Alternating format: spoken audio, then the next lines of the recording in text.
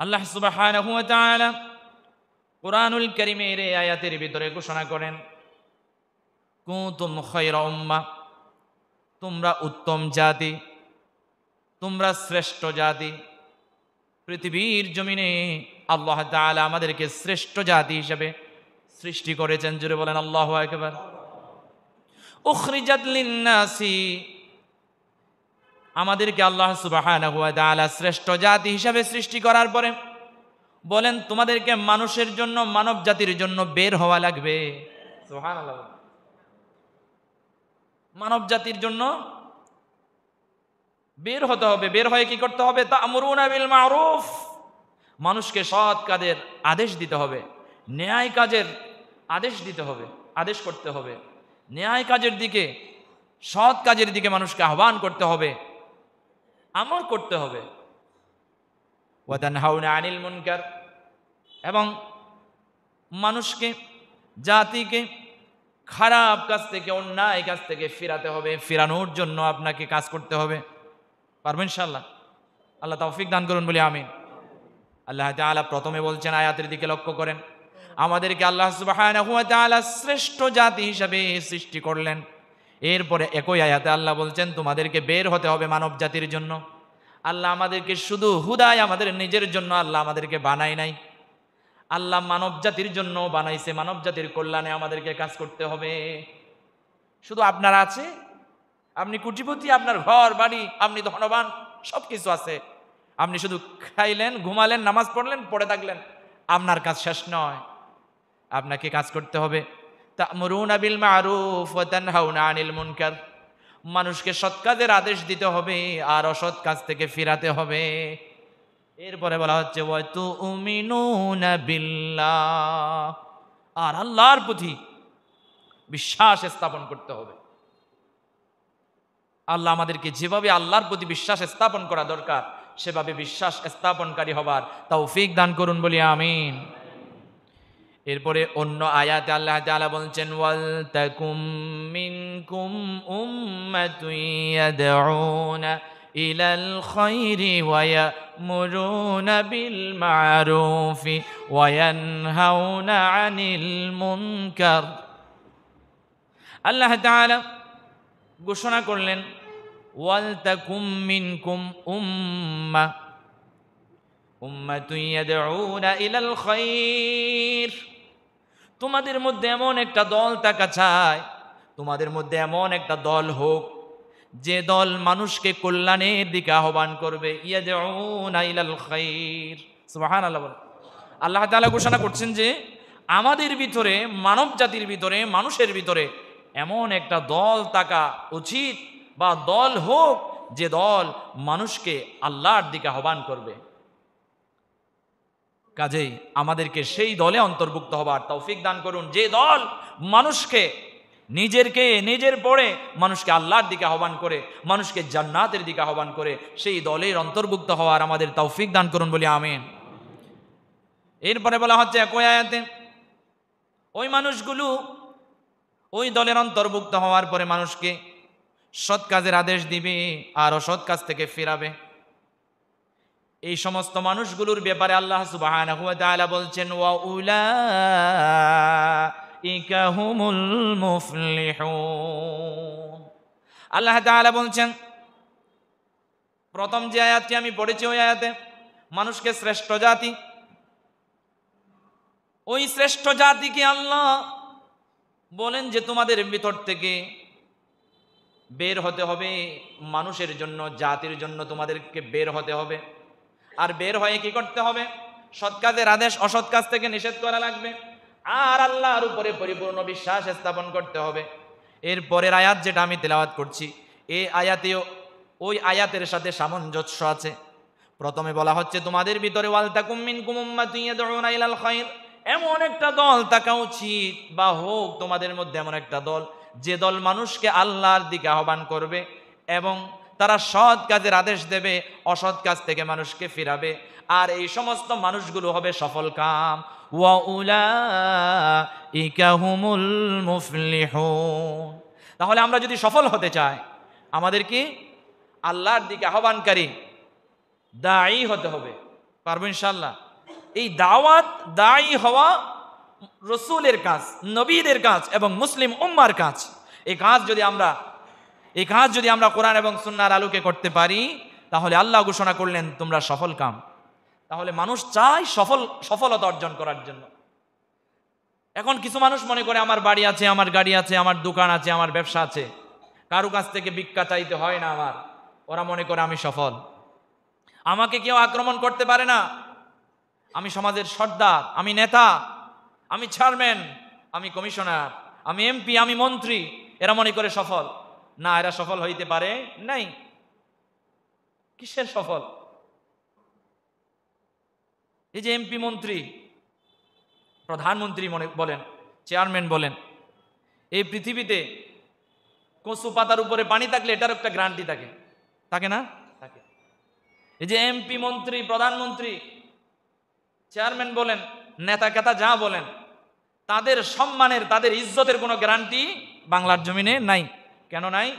আমাদের বাংলার জমিনের চেয়ারম্যান, আমাদের বাংলার জমিনের মেম্বার, আমাদের বাংলার জমিনের কাউন্সিলর, আমাদের বাংলাদেশের কমিশনার, এমপি, মন্ত্রী, মিনিস্টার, এদের সম্মানের কোনো গ্যারান্টি, কোনো মর্যাদার কোনো গ্যারান্টি নাই। কি জন্য?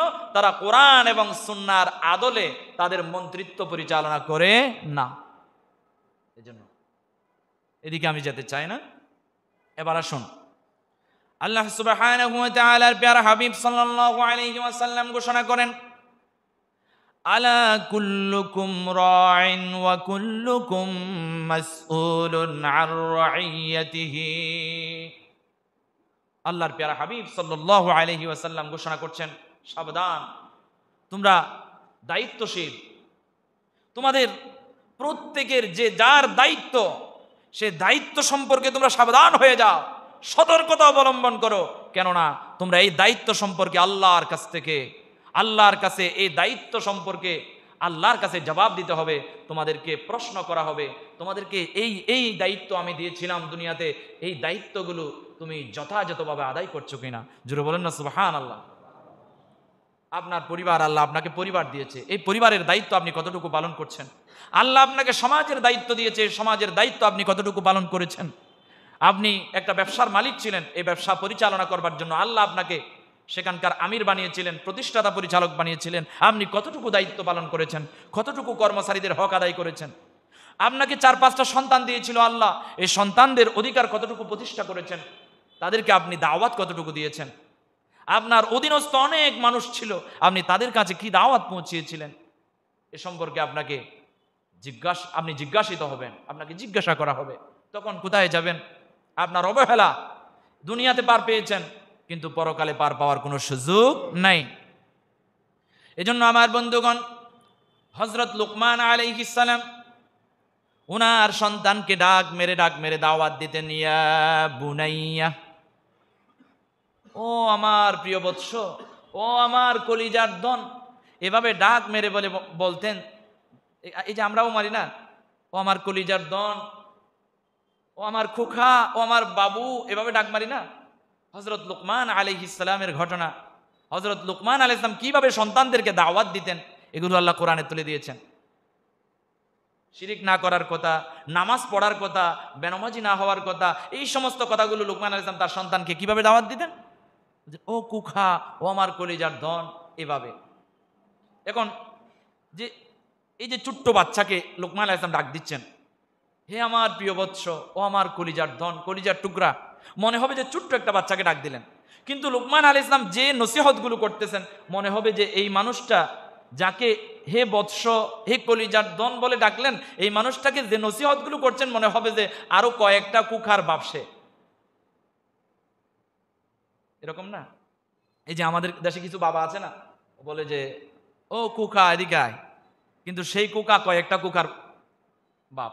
এরকম হযরত লুকমান আলাইহিস সালাম সন্তানকে, সে বড় হোক ছোট হোক, সবাইকে ডেকে বলছেন, লা তুশরিক বিল্লাহ, শিরিক করো না, ইন্না শিরকা লাযুলমুন আযীম, শিরিক হচ্ছে মারাত্মক জুলুম। এভাবে দাওয়াত দিচ্ছেন।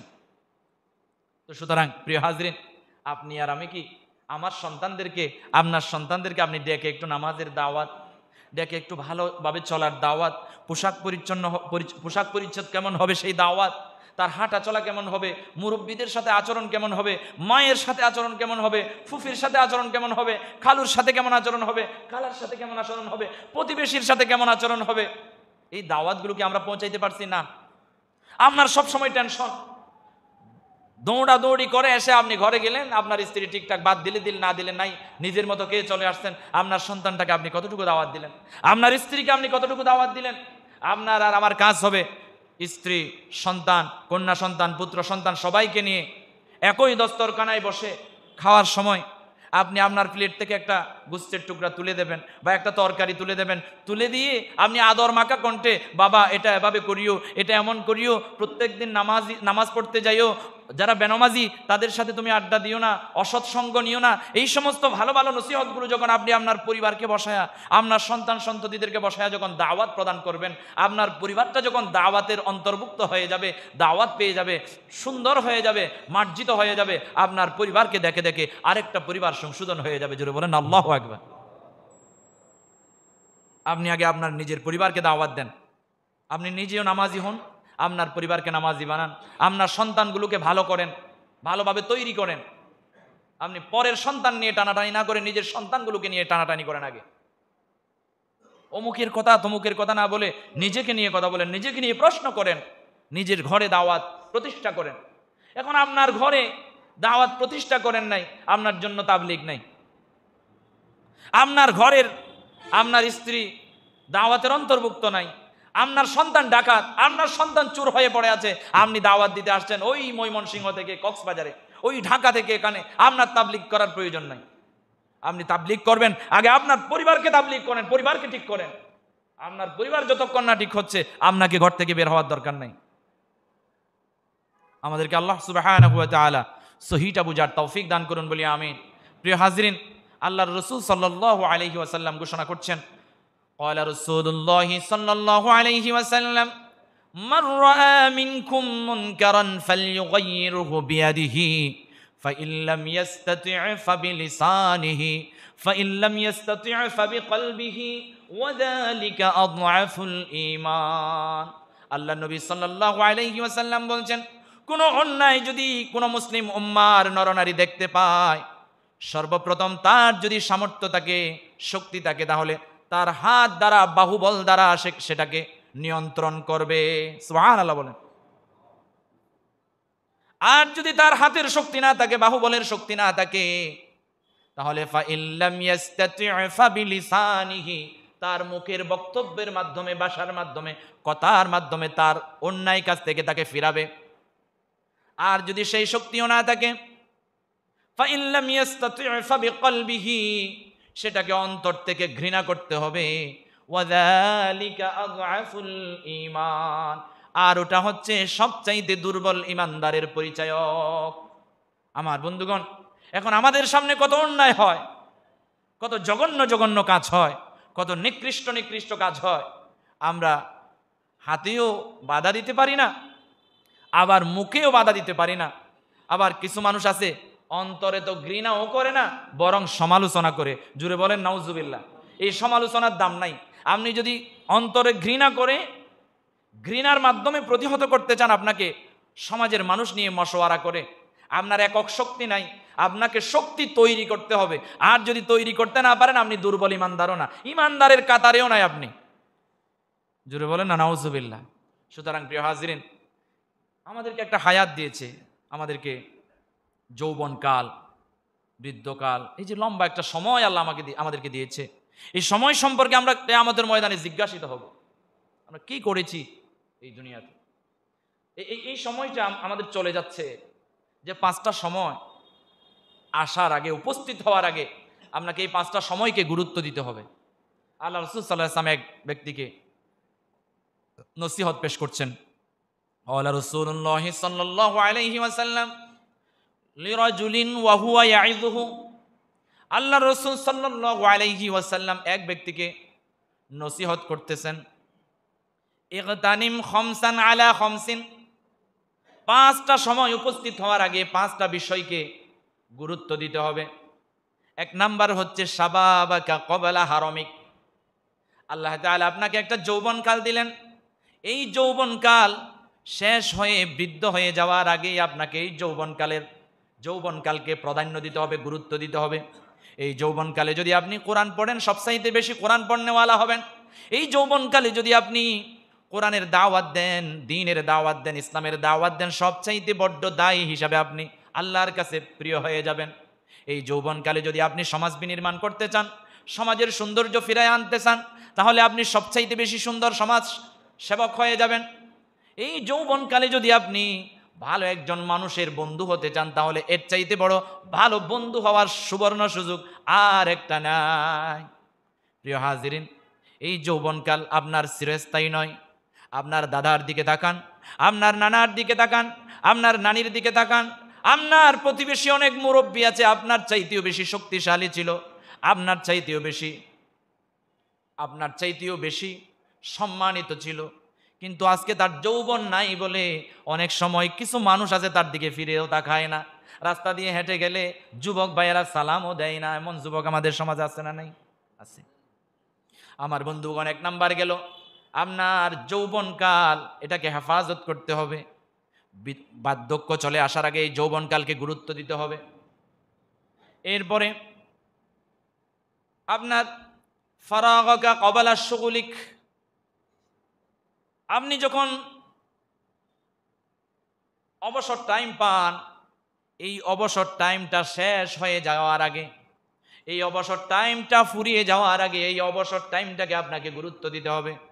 এই সময়টা আপনি কালকে নাও পেতে পারেন। আজকে যে অবসর টাইমটা আছে, আপনি মা বাবার খেদমত করেন। অবসর টাইমটা আছে আপনার ফ্যামিলিকে সময় দেন। অবসর টাইমটা আছে আপনার সন্তানটাকে সময় দেন। অবসর টাইম আছে আপনি সমাজকে সময় দেন। অবসর টাইম আছে আপনি আল্লাহর ঘরকে সময় দেন। অবসর সময় আছে আপনি কোরআন পড়েন। অবসর সময় আছে আপনি নফল বন্দেগী করেন। অবসর সময় আছে আপনি নামাজে দাঁড়িয়ে যান। অবসর সময় আছে আপনি দান দক্ষিণা করতে বের হয়ে যান। অবসর সময় আছে আপনি শুধু ঘুমিয়ে এই টাইমটাকে নষ্ট করিলেন না। ঘুমানোর জন্য আল্লাহ আমাদের জন্য রাতকে ঘুমানোর জন্য তৈরি করেছেন, আর দিনকে তৈরি করেছেন কাজের জন্য। জুড়ে বলেন ঠিক কিনা? এখন রাত্রে মানুষের কাজ কাম বেড়ে গেছে, দিনের বেলায় ঘুমায়, তাহলে আসল কাজের কাজ হয় না, সব হয় নকল কাজ। জুড়ে বলেন না নাউজুবিল্লাহ। এরপরে আল্লাহর প্যারা হাবিব সাল্লাল্লাহু আলাইহি ওয়াসাল্লাম বলছেন, গানা আকা কবালা ফখরিক, গানা আকা কবালা ফখরিক। আল্লাহ আপনাকে যে ধনাঢ্য দান করেছে, এখন আপনি টাকার মালিক, পয়সার মালিক, জমির মালিক, বাড়ির মালিক, কিন্তু আপনার আগামীকালকে সেটা নাও থাকতে পারে। গাজাবাসীর দিকে লক্ষ্য করেন, অসংখ্য ধনবান কোটিপতি নিমিষেই শেষ করে দিয়েছে ইহুদিরা। আমার বন্ধুগণ, এমন একটা সময় আসতে পারে, হঠাৎ করে মুহূর্তে আপনি ফকির হয়ে যেতে পারেন। আমাদের বাংলাদেশের প্রধানমন্ত্রীর দিকে তাকান। 5 আগস্টের আগে উনি বাংলাদেশের প্রধানমন্ত্রী ছিলেন, কিন্তু ওই দিন যখন উনি বাংলাদেশ থেকে পালিয়ে গেছেন, সেদিন থেকে তাকে এমন কি কোথায় কোন জায়গায় উনি কি নির্মাণ করেছেন সবকিছু ভেঙে চূর্ণ বিচূর্ণ করে দিলেন। সুতরাং ক্ষমতার বাহাদুরি চিরস্থায়ী নয়। আপনার ক্ষমতা থাকলে আপনি এই ক্ষমতাকে সঠিক জায়গায় ব্যবহার করতে হবে। আপনার ক্ষমতার অপব্যবহার যদি করেন, শুধু আমাদের বাংলাদেশের প্রধানমন্ত্রী নয়, পৃথিবীর ইতিহাসে এরকম এর চাইতেও বড় স্বৈরাচারী শাসক ছিল। ফিরাউন বলেন, নমরুদ বলেন, এদের কার কি পরিণতি হয়েছে আমরা ইতিহাসের পাতা খুললেই দেখতে পাই। সুতরাং প্রিয় হাজিরিন, আজকে আপনার টাকা পয়সা আছে, ধন দৌলত আছে, ক্ষমতা আছে, এগুলোকে সঠিক জায়গায় ব্যবহার করেন। না হয় এমন একটা সময় আসবে আপনার গাড়িও থাকবে না, বাড়িও থাকবে না, আপনার ইজ্জতও থাকবে না, চেয়ারও থাকবে না, ক্ষমতাও থাকবে না। সেদিন আর আপনার কপালটা যদি মাটিতে মারতে মারতে কপাল কালো করে ফেললেও কোনো কাজ হবে না। প্রিয় হাজিরিন, পকেটে এখন টাকা আছে, আজকেই দান করেন। আপনি আজকেই দান করেন। হয়তো কালকে পকেটে সেই টাকা নাও থাকতে পারে, আজকেই করেন কাজ। আমার বন্ধুগণ, এরপরে আল্লাহর নবী সাল্লাল্লাহু আলাইহি ওয়াসাল্লাম হাদিস শরীফে ঘোষণা করেন, হায়াতাকা ক্বাবলা মাউতিক। তোমাকে একটা সুন্দর হায়াত, সুন্দর একটা জীবন আমি দিয়েছি। এই জীবন ফুরিয়ে গিয়ে মৃত্যু আসার আগে তুমি এই জীবনটাকে গুরুত্ব দাও। আল্লাহ সুবহানাহু ওয়া তাআলা আমাদেরকে যৌবন ফুরিয়ে গিয়ে বার্ধক্য আসার আগে যৌবনের গুরুত্ব নেওয়ার, যৌবনের হেফাজত করার তৌফিক দান করুন বলি আমি। এরপরে ফকির হয়ে যাওয়ার আগে ধনাঢ্যকে গুরুত্ব দেওয়া, এরপরে আপনার সময় চলে যাওয়ার আগে অবসর টাইমগুলোকে আমাদের গুরুত্ব দেওয়ার তৌফিক দান করুন বলি আমিন। এরপরে আমাদের হায়াতটা শেষ হয়ে যাওয়ার আগে, আমাদের মৃত্যু আসার আগে এই হায়াতটাকে বেশি বেশি গুরুত্ব দিয়ে কাজ করার তৌফিক দান করুন বলি আমিন। প্রিয় হাজরিন, আমি আলোচনা করছিলাম দাওয়াত নিয়ে। রসুলের কাজ ছিল দাওয়াত দেওয়া, নবীদের কাজ ছিল দাওয়াত দেওয়া, মুসলিম উম্মার কাজ হলো দাওয়াত দেওয়া। পারবো ইনশাল্লাহ? আল্লাহ তৌফিক দান করুন বলি আমিন। আপনি আপনার বন্ধুকে দাওয়াত দিবেন, আপনি আপনার প্রতিবেশীকে দাওয়াত দেবেন, আপনি আপনার পরিবারকে দাওয়াত দেবেন, আপনি আপনার আত্মীয় স্বজনের ভিতরে কোন ব্যক্তিটা নামাজ পড়ে না, কোন ব্যক্তিটা খারাপ কাজে লিপ্ত, কোন ব্যক্তিটা চুরি করে, কোন ব্যক্তিটা ডাকাতি করে, কোন ব্যক্তিটা অন্যায় কাজের সাথে জড়িত, ফাইন্ড আউট করে তার কাছে চলে যান, তার সাথে সুন্দর আচরণ করেন, তাকে দাওয়াত দেন, দাওয়াতি কাজে ভূমিকা পালন করেন, তাহলে আপনি সফল কাম হবেন। যারা দাওয়াত দেয় তারা সফল কাম। আল্লাহ পাক রব্বুল আলামিন কোরআনুল কারীম বলছেন, ওয়ামান আহসানু কওলাম মিম্মান দাআ ইলাল্লাহ ওয়া আমিলা সালিহান ওয়া ক্বালা ইন্নানি মিনাল মুসলিমিন। আল্লাহ তাআলা বলছেন, ওই ব্যক্তির কথার চাইতে কার কথা উত্তম হতে পারে যে ব্যক্তি দাওয়াত প্রদান করে কার দিকে? আল্লাহর দিকে। ওয়া ক্বালা ইন্নানি মিনাল ওয়া আমিলা সালিহান ওয়া ক্বালা ইন্নানি মিনাল মুসলিমিন। এরপরে সে সৎ কাজ করে, ওয়া আমিলা সালিহান, নিজে মানুষকে দাওয়াত দেয়, শুধু তাই নয়, আবার সেই দাওয়াত অনুসারে তিনি নিজেও ভালো আমল করে, সৎকর্ম করে। কিন্তু আমাদের দেশে কিছু মানুষ আছে, নিজে ভালো ভালো কথা বলবে, দাওয়াত দেবে, কিন্তু তার ভিতরে চরিত্রের মধ্যে, আমলের মধ্যে সব ঘাটতি। বাবা এই করিস, এই করিস না, এই করিস, ওই করিস না, ভালো ভালো দিনের কথাগুলো বলবে, ধর্মের কথাগুলো বলবে, ইসলামের কথা বলবে, দাওয়াত দেবে, কিন্তু তার ভিতরে দাওয়াত নাই। এই দাওয়াত কোনো কাজ হবে না। আগে নিজেকে দাওয়াত দিতে হবে। এই জন্য আল্লাহ তাআলা বলছেন যে মানুষকে দাওয়াত দিবে তো দিবে, ওয়া আমিলা সালিহান, নিজেকেও সৎকর্ম সম্পাদন করতে হবে। এরপরে বলতে হবে, ওয়া ক্বালা ইন্নানি মিনাল মুসলিমিন, আমি মুসলমানদের মধ্যে একজন। সে বলবে, নিজেকে পরিচয় দিবে, আমি একজন মুসলমান, আমি শান্তিকামী মুসলমান। যারা মুসলিম, প্রকৃত অর্থে মুসলিম, আমি ওই মুসলিমদের মধ্যে একজন। সুবহানাল্লাহ বলেন। আল্লাহ তাআলা আমাদেরকে দাঈর ভূমিকা পালন করার সবাইকে তৌফিক দান করুন বলি আমিন। আল্লাহ তাআলার প্যারা হাবিব সাল্লাল্লাহু আলাইহি ওয়াসাল্লাম বলছেন, আমরু বিল মা'রুফি সাদাকাহ ওয়া নাহয়ু আনিল মুনকারি সাদাকাহ। সৎ কাজের আদেশ দেওয়া এটা হচ্ছে দান করার মতো সওয়াবের একটা কাজ, সাদাকার মতো একটা কাজ। এবং অসৎ কাজ থেকে বিরত রাখার জন্য মানুষকে নিষেধ করা, এটাও একটা সাদাকা। জোরে বলেন না সুবহানাল্লাহ। আমরা টাকা নাই, পয়সা নাই মসজিদ বাঁধার জন্য, মাদ্রাসা করার জন্য, আপনার টাকা নাই, পয়সা নাই অসহায় মানুষকে সহযোগিতা করার জন্য, আপনি দান না করেও যদি দানের সওয়াব পেতে চান, তাহলে আপনি মানুষকে ভালো কাজের দাওয়াত দেন, অসৎ কাজ থেকে মানুষকে বিরত রাখার চেষ্টা করেন। প্রিয় হাজিরিন, সবচাইতে বেশি আমাদেরকে দাওয়াত দিতে হবে একটা মানুষ যে নামাজ পড়ে না, তাকে নামাজের দাওয়াত দিতে হবে। কেননা একজন মানুষ যখন ইমানদার হয়, অমুসলিম থেকে, হিন্দু থেকে, বুদ্ধ থেকে, কাফের থেকে, বেঈমান থেকে যখন একজন মানুষ মুসলমান হয়, আজকে সকালবেলা মুসলমান হয়েছে, তার উপর জোহরের নামাজ ফরজ হয়ে গেছে। সুতরাং প্রিয় হাজিরিন, আমি ছোট্ট একটা ঘটনা বলি। নামাজ কি জিনিস, এগুলোর যদি আমি উদাহরণ দিতে যাই, নামাজ কি অনেক লম্বা ব্যাপার। এটা আমি সালাত নিয়ে, নামাজ নিয়ে যখন আলোচনা করব তখন বলবো, সময় যেহেতু শেষের দিকে। সাবা শহরের বিলকিস রানীর সিংহাসন নিয়ে আসতে হবে। হযরত সুলাইমান আলাইহিস সালাম মিটিং করছেন, সেখানে এক হুদহুদ পাখি বলছেন, হে বাদশাহ, দেখুন সাবা শহরের মধ্যে একটা রানী আছে বিলকিস, আমি দেখলাম এক পাখির সাথে বেড়াতে গিয়ে সেখানে সে সূর্যের পূজা করে। আপনি দুনিয়াতে বেঁচে থাকতে আবার এই জমিনে কেউ সূর্যের পূজা করবে, এটা তো হতে পারে না। তৎক্ষণাৎ হযরত সুলাইমান আলাইহিস সালামের কথা শুনতো জিন, হযরত সুলাইমান আলাইহিস সালাম কথা বুঝতো জিনের, হযরত সুলাইমান আলাইহিস সালাম কথা শুনতো পাখির, হযরত সুলাইমান আলাইহিস সালাম কথা শুনতো পোকামাকড়ের, পিঁপড়ার পর্যন্ত। হযরত সুলাইমান আলাইহিস সালাম কথা বলতেন এমনকি বাতাসের সাথে। জোরে বলেন না সুবহানাল্লাহ। এমন শক্তি, এমন পাওয়ার দিয়ে হযরত সুলাইমান আলাইহিস সালামকে আল্লাহ সুবহানাহু ওয়া তাআলা সৃষ্টি করেছিলেন এবং এমন শক্তি দিয়েছিলেন।